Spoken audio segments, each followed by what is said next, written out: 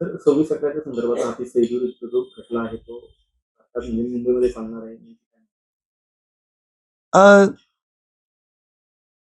केंद्र सरकारने नुकताच BNSS भारतीय नागरिक सुरक्षा संहिता 2023 ला हा कायदा अंमलात आणला आणि या कायद्याखाली आम्ही हाफिज सईद, शकीर रहमान लखवी, अबू काफा, साजिद मीर, मेजर अब्दुल पाशा असे 6 पाकिस्तानी अतिरेक्यांच्या विरुद्ध प्रोक्लेमेशन न्यायालयाकडनं मुंबईच्या मागितलेलं आहे.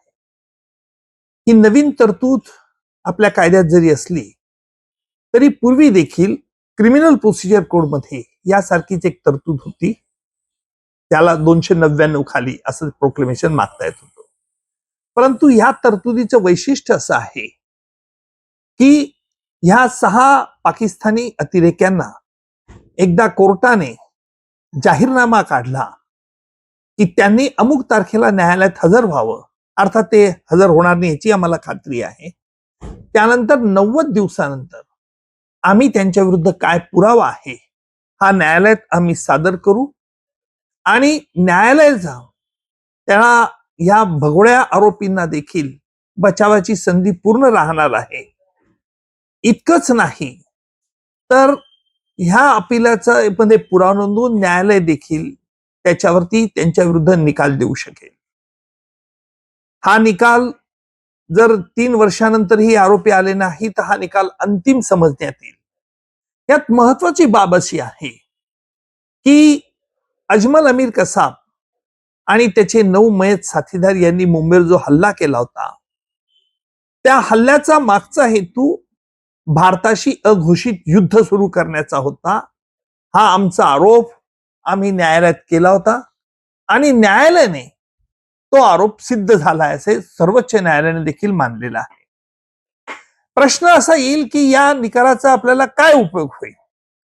खरं म्हणजे स्पष्टच बोलायचं, या निकालाचे दूरगामी परिणाम होऊ शकतात. कारण आतापर्यंत पाकिस्तानने या 6 अतिरेक्यांना ज्यांच्या विरुद्ध आम्ही भक्कम पुरावा डेव्हिड हेडलीची साक्ष घेऊन न्यायालयात दिलंय, पण पाकिस्तानने या 6 अतिरेक्यांना आपली बाळं म्हणून संरक्षित ठेवलेलं आहे.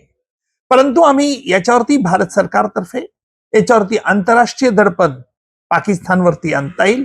कारण एकदा भारताच्या एक स्वतंत्रशा न्यायव्यवस्थेने हा निर्णय दिल्यानंतर माझ्या मते भारताला हा मोठा फायदा होईल असं माझं स्पष्ट मत आहे.